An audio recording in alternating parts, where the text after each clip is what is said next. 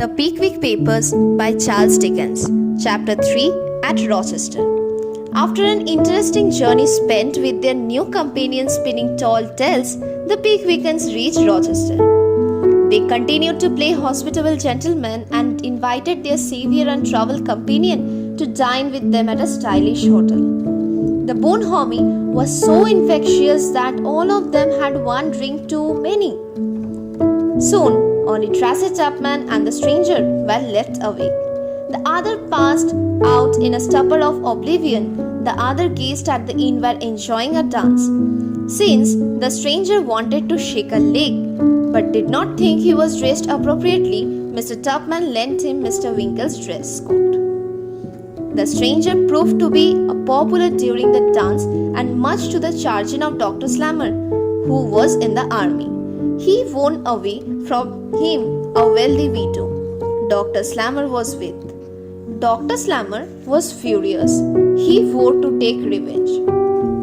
Since no formal introduction had been made, it was Mr. Winkle's coat that was to stand out as identification.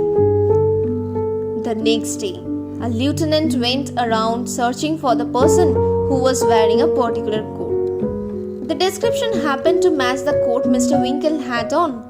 Now, poor Mr. Winkle could not for the life of him comprehend why the lieutenant was challenging him to a duel on Dr. Slammer's behalf. But he had no other option to take up the challenge. After all, if he did not, it would be scorned as a coward. So, to preserve his reputation, Mr. Winkle accepted the offer for the fight. The duel was scheduled for that evening. Mr. Winkle, convinced that it would be his very end, took with him Mr. Snodgrass. Life takes strange turns as Mr. Winkle was about to witness. Just before the duel began, Dr. Slammer called it off because he realized that Mr. Winkle was not the man he wanted to revenge on.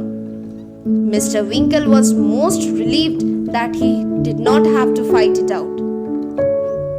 So, relieved with the turn of events, Messrs. Winkle and the Snodgrass went back to the inn. There they found Mr. Winkle, Mr. Tupman, and the stranger and a friend he had found around Rochester. This person called Dismal Jammy looked as dismal and miserable as his nickname. He was an actor.